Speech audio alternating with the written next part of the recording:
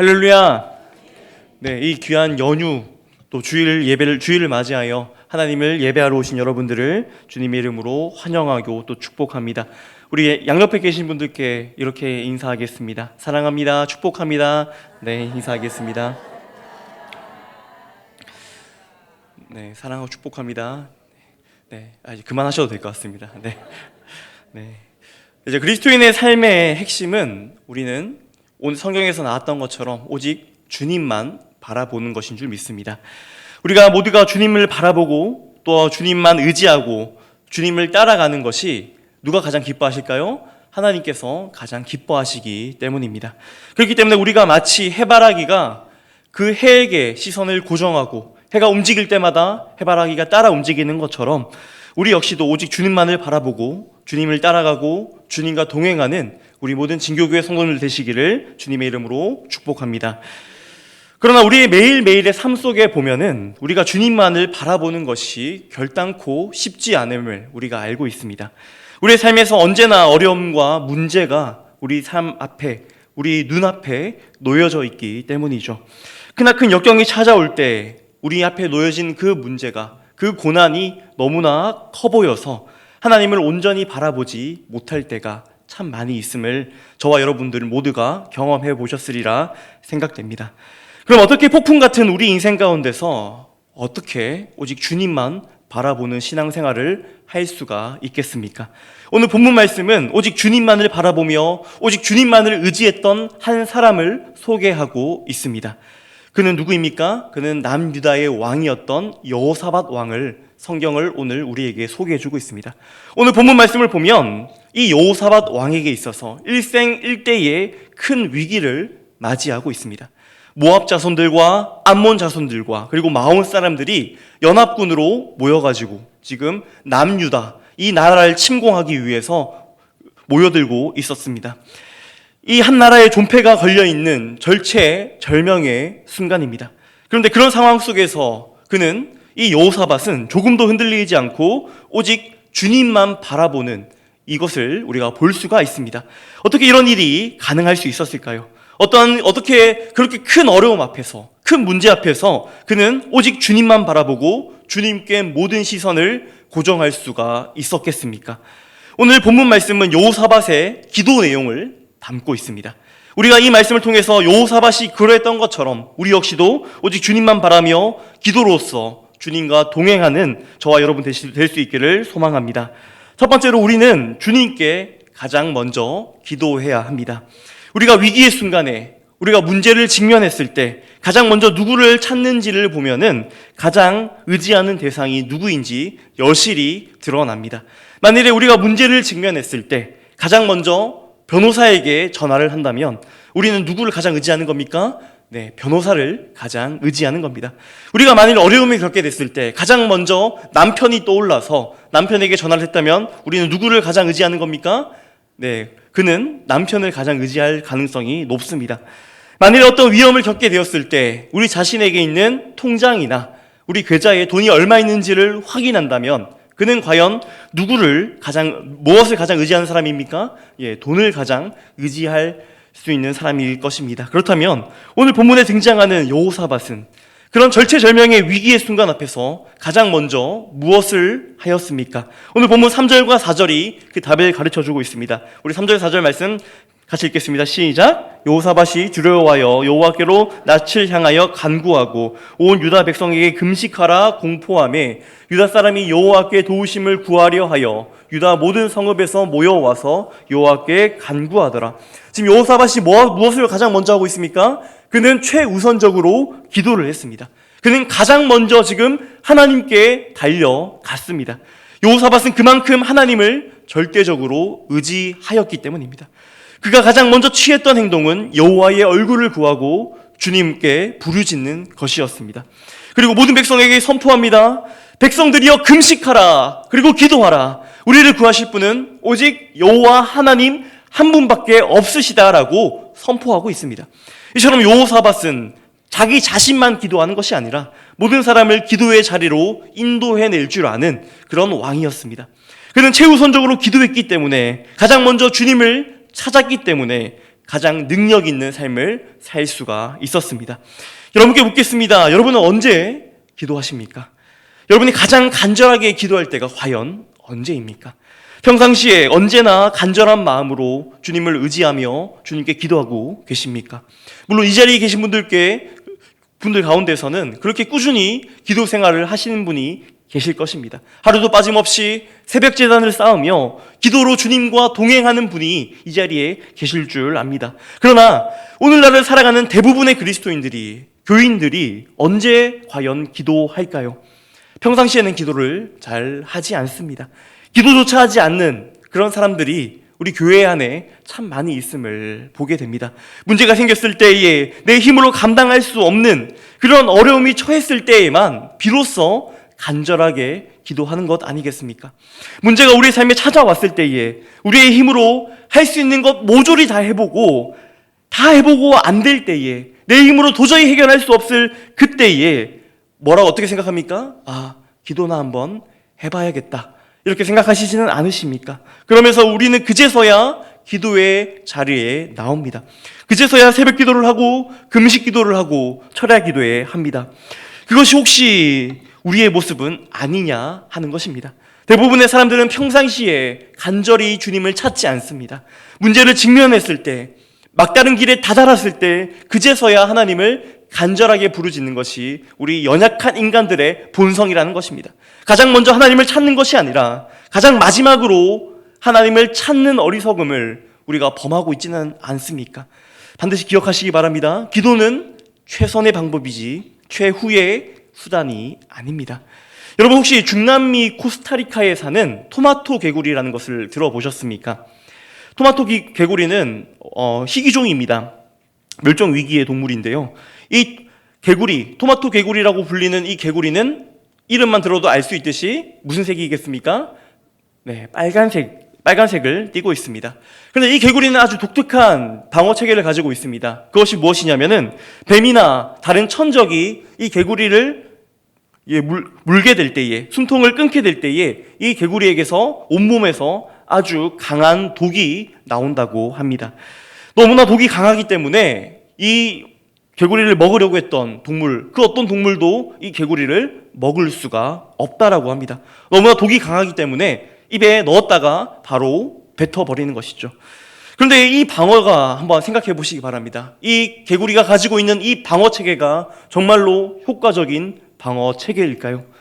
굉장히 강력한 방어인 건 맞습니다. 왜냐하면 굉장히 강력한 독을 내뿜기 때문입니다.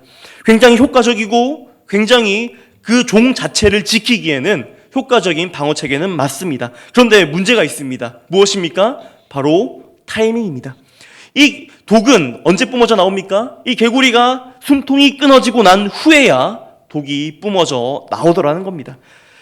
그렇게 돼서야 아무짝에도 쓸모가 없습니다. 토마토 개구리는 위기에서 살아날 수 있는 방법은 있습니까? 없습니까? 없다라는 것입니다. 결국 그의 시체를 지키는데 이용하는 것만 할 수가 있습니다. 이 독 자체는 무능한 것이 아닙니다. 이 개구리가 가진 이 독은 굉장히 효과적이고 강력합니다. 그러나 이 독에는 문제가 있습니다. 그것이 무엇입니까? 이 독이 나오는 타이밍에 문제가 있다는 것이죠. 이 개구리의 독이 나올 때면 이미 늦은 것입니다. 이미 모든 피해를 입고 난 후에 이 독이 나온다면 무슨 소용이 있겠습니까? 혹시 우리가 이 토마토 개구리와 동일한 어리석음을 범하고 있지는 않습니까? 기도 생활에서 반복하면서 우리가 하나님께서 우리 모두에게 기도라는 강력한 무기를 주셨습니다. 우리가 기도할 때 말씀으로 온 우주를 창조하신 전능하신 하나님께서 들어 응답하십니다. 우리 기도를 통하여 하나님 나라가 이 땅 가운데 이루어질 수가 있습니다. 그리고 기도를 통하여 하늘의 기쁨과 하늘의 평강과 하늘의 능력을, 하늘의 지혜를 우리는 제공받을 수가 있습니다. 그런데 문제가 무엇입니까? 문제는 타이밍입니다. 기도 자체가 문제가 있는 것이 아니라 기도는 이 세상 그 무엇보다 강력한 무기입니다. 그런데 우리가 얼마나 많은 경우에 이 문제를 직면했을 때에만, 막다른 길에 다다랐을 때에만 하나님께서 주신 이 기도를 사용하시지 않으십니까? 오직 우리 힘으로 문제를 해결하고 이리 뛰고 저리 뛰고 내 힘으로 할 것 다 해보고 나서야 그제서야 우리가 기도의 자리에 들어가지 않습니까? 우리에게 주어지는 과제는 최우선적으로 기도하는 것입니다. 우리 할 수 있는 일 중에 가장 큰 일이 무엇입니까? 바로 기도하는 일입니다. 문제가 생기셨습니까? 가장 먼저 주님께로 달려가시기 바랍니다. 그리고 문제가 생기기 전 우리가 매일매일의 삶 속에서 기도로 주님과 동행하시기를 축복합니다. 두 번째로 응답받는 기도는 말씀대로 기도하는 기도입니다. 오늘 본문 말씀에 기록되어 있는 여호사밧의 기도는 참 능력 있는 기도입니다. 우리가 역대하 20장 끝까지 읽어보진 않았지만 그 20장의 결말에는 결국에는 하나님께서 그의 모든 기도에 응답하셨음을 보게 됩니다.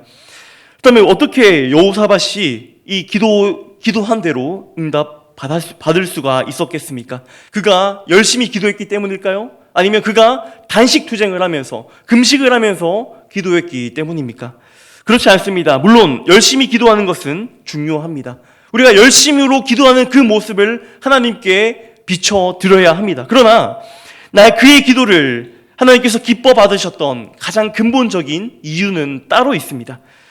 그거 무엇입니까? 그가 말씀대로 기도했기 때문입니다. 오늘 본문 말씀에 기록되어져 있는 여호사밧의 기도를 보면 우리가 언뜻 잘못 보면은 이 여호사밧이 개인적인 감정에 치우쳐서 하나님께 그저 어린아이가 떼를 쓰듯이 기도하는 것처럼 보여질 수가 있습니다. 그러나 오늘 기도문을 다시 한번 보시기 바랍니다. 오늘 본문 말씀 6절부터 12절까지가 그의 기도문인데요. 우리는 7절부터 9절까지 말씀만 함께 보시겠습니다. 7절부터 9절까지 함께 읽겠습니다. 시작. 우리 하나님이시여 전에 이 땅 주민을 주의 백성 이스라엘 앞에서 쫓아내시고 아브라함 자손에게 영원히 주지 아니하셨나이까. 그들이 이 땅에 살면서 주의 이름을 위하여 한 성소를 주를 위해 건축하고 이루기를 만일 재앙이나 난리나 현책이나 전염병이나 기근이 우리에게 임하면 주의 성전이 이 성전에 있으니 우리가 이 성전 앞과 주 앞에 서서 이 환난 가운데서 주께 부르짖은즉 들으시고 구원하시리라 하였나이다. 여러분, 이 여호사밧의 기도가 어떻습니까? 철저하게 지금 하나님의 말씀에 근거하여서 기도하고 있습니다. 지금 그들이 거주하고 있었던 이 이스라엘 땅은 원래 어느 땅이었습니까? 원래 가나안 땅이었죠. 이 땅은 하나님께서 이스라엘 백성에게 주시겠다고 하신 약속의 땅입니다. 그리고 하나님께서는 그 약속한 대로 이스라엘 백성들을 출애굽시키셔서 여호수아를 통하여 땅을 정복해 하셨고 땅을 분배하셨습니다. 그리고 이제는 그 땅에서 그들이 거주하며 살아가고 있습니다. 그 땅에 살고 있는 이스라엘 백성들, 즉 남유다 백성들을 향해 지금 이스라엘 이방 민족들이 쳐들어오고 있는 것입니다. 이것은 무슨 행위입니까? 하나님 입장에서 보면 불법 행위와 마찬가지입니다. 하나님께서 우리에게 주신 땅을 지금 그들이 와서 빼앗으려고 합니다. 하나님 도와주십시오라고 하는 것이 바로 이 여호사밧의 기도 내용인 것입니다.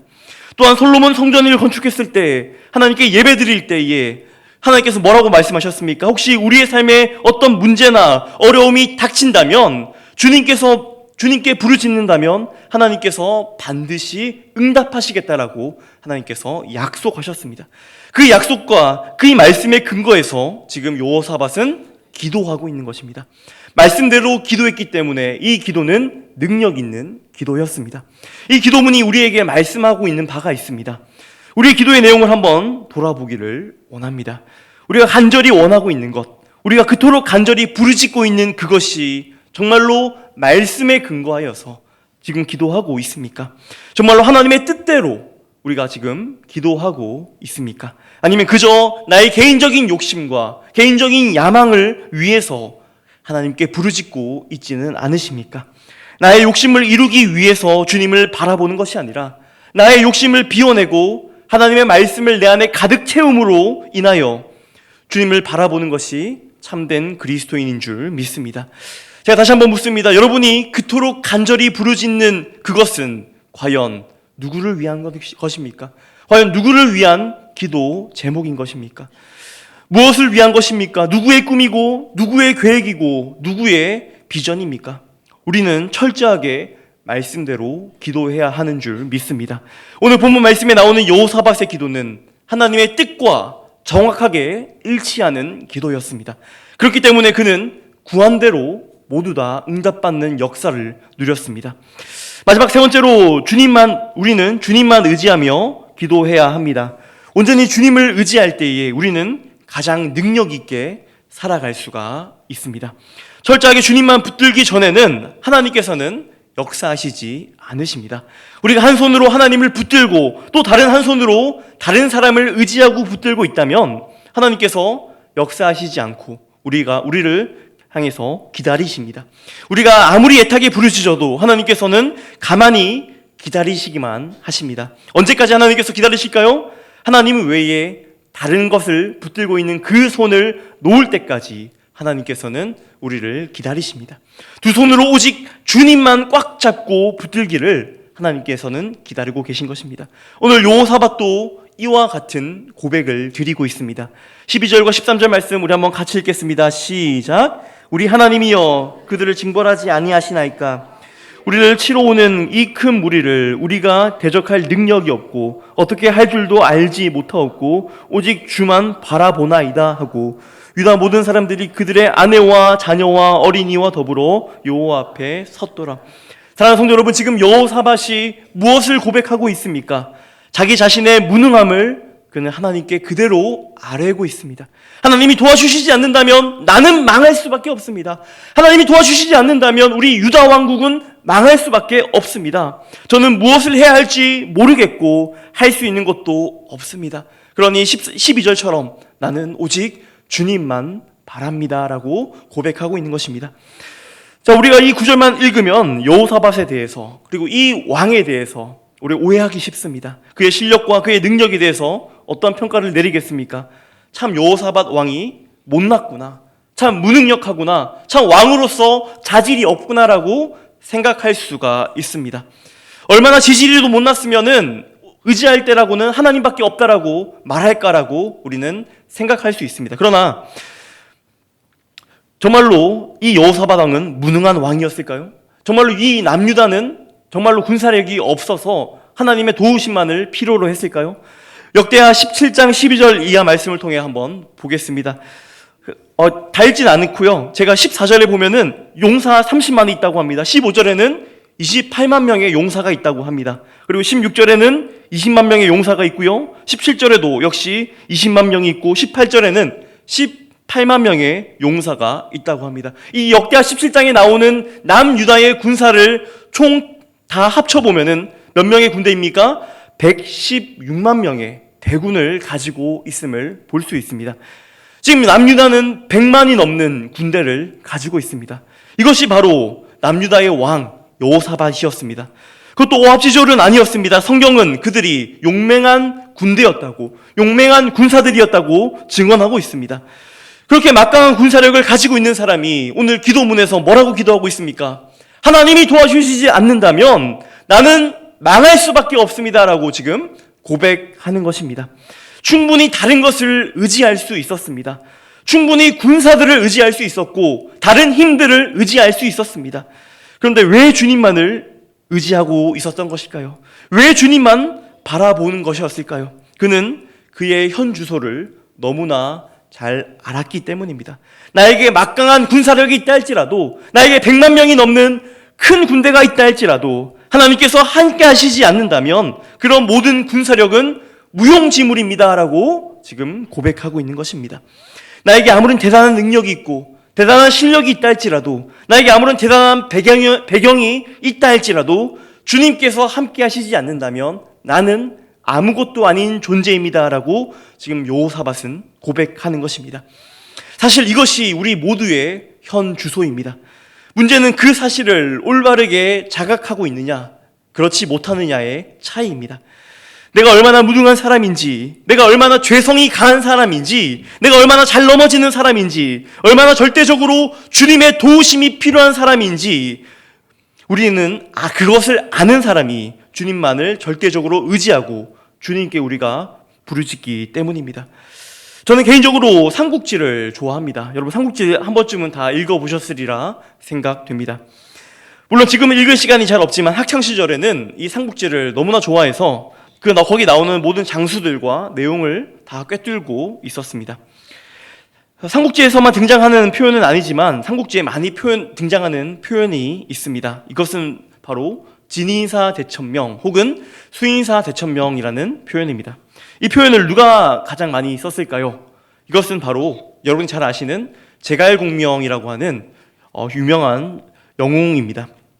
이 제갈공명은 삼국지에 등장하는 그 많은 영웅 호걸들 중에서 최고의 모사였고 최고의 책략가였습니다. 그는 최고의 정치가이고 최고의 지략가였던 제갈공명은 실패하는 법이 없었습니다. 적어도 그 삼국지에 등장하는 모든 전략들이 성공하였고 제갈공명의 모든 전쟁은 승리하였습니다. 그렇기 때문에 유비가 3번이나 찾아가는 삼고초려를 하지 않았겠습니까?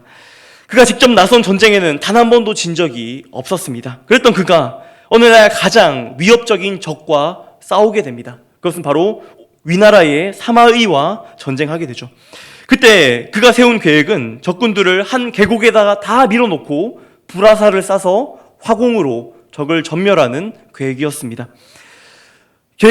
그리고 제갈공명이 계획했던 그것처럼 단 한 치의 오차도 없이 그대로 진행됩니다. 위나라의 승상이었던 사마이는 꼼짝없이 계곡에 갇히게 되고요. 그 순간 불화살이 하늘에서 쏟아져 내립니다.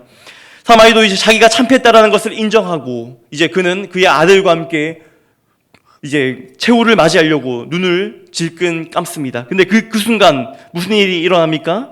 바로 그 순간 하늘에서 천둥번개가 치며 비가 내리기 시작합니다. 소나기가 내리자 불이 붙었던 그 모든 것이 다 꺼지게 되었습니다. 그것을 보며 제갈공명이 이렇게 탄식합니다. 총나라의 운명은 이제 다 했구나라는 것을 느꼈다고 합니다. 그리고 결국 인간이 일을 꾸며도 이 모든 일의 성사의 여부는 하늘에 달렸구나라고 이제 이야기하면서 한 말이 모사제인 성사제천입니다. 이 말을 다른 말로 하면 진인사 대천명이죠. 이것이 우리의 식대로 표현하면 무엇입니까? 인간이 계획할지라도 그것이 성공할지 실패할지는 오직 하늘에 달려있다라는 말입니다. 제갈공명 같은 천재적인 전략가도 그의 계획도 하늘의 도움이 없이는 실패할 수밖에 없었다라는 것입니다. 이것을 우리 식으로 표현하면은 계획은 우리가 하지만 결국에 궁극적으로 이 걸음을 인도하시는 분은 하나님이시라는 것입니다. 우리가 농사를 지으면 열심히 씨를 뿌립니다. 그리고 물을 줍니다. 열심히 걸음을 줍니다. 우리가 거기까지는 할 수 있습니다. 그러나 궁극적으로 자라게 하시는 분은 하나님 한 분이시라는 겁니다. 그것이 바로 우리 모두의 현 주소입니다. 그것을 인정하느냐 인정하지 않느냐에 따라 우리 신앙은 결정되게 되어 있습니다. 우리는 열심히 노력해야 합니다. 우리 힘으로 할 수 있는 그것들을 최선을 다해 노력해야 합니다. 그러나 결과는 누구에게 있습니까? 오직 하나님께 있다는 것입니다.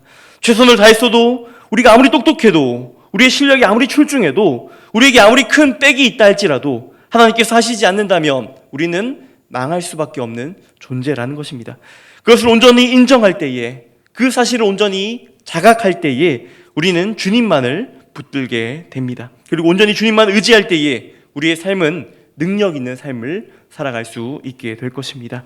오늘 본문 말씀에서 우리는 온전히 주님만을 바라보고 있는 여호사밧 왕을 살펴보았습니다. 그가 모든 시선을 주님께 드렸을 때에 어떤 일이 일어났습니까?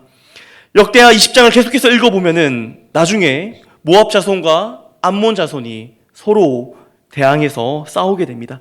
쉽게 이야기하여 그들끼리 전쟁을 하게 된 것입니다. 정말로 말도 안 되는 일이 벌어진 것입니다. 이스라엘 백성들이 하나님께 찬양하고 예배할 때에 적군들이 서로를 대항하며 서로 싸우다가 모두 다 전멸하게 되었습니다. 그들이 예배가 끝나게 되었을 때에 그곳에 나가보니 그곳에 적군의 시체밖에 없었다고 성경은 증언하고 있습니다. 이것이 우리의 삶을 역전으로 이끄시는 하나님의 손길인 줄 믿습니다. 이 자리에 계신 분들 가운데서도 지금 큰 문제를 직면하고 또 삶의 어려움을 겪고 계신 분들이 분명 계실 것입니다. 참 힘든 시간들일 수 있습니다. 그러나 이 힘들기 때문에 모든 시선을 주님께 돌리시기를 권면드립니다. 모든 시선을 주님께 고정시키십시오. 온전히 주님만을 바라보시기 바랍니다. 우리의 모든 것을 주님 한 분께 집중할 때 바로 그때에 역전을 이끄시는, 우리의 삶을 역전으로 이끄시는 그 하나님의 손길을 경험하게 되실 줄 믿습니다. 우리의 모든 시선이 주님께 드림으로써 우리의 인생의 어떤 폭풍 가운데서도 우리를 건지시며 역전으로 이끄시는 전능하신 하나님의 손길을 경험하게 되실 것입니다. 이러한 축복이 저와 여러분 모두에게 있기를 주님의 이름으로 축원드립니다. 이 시간 제가 기도하겠습니다.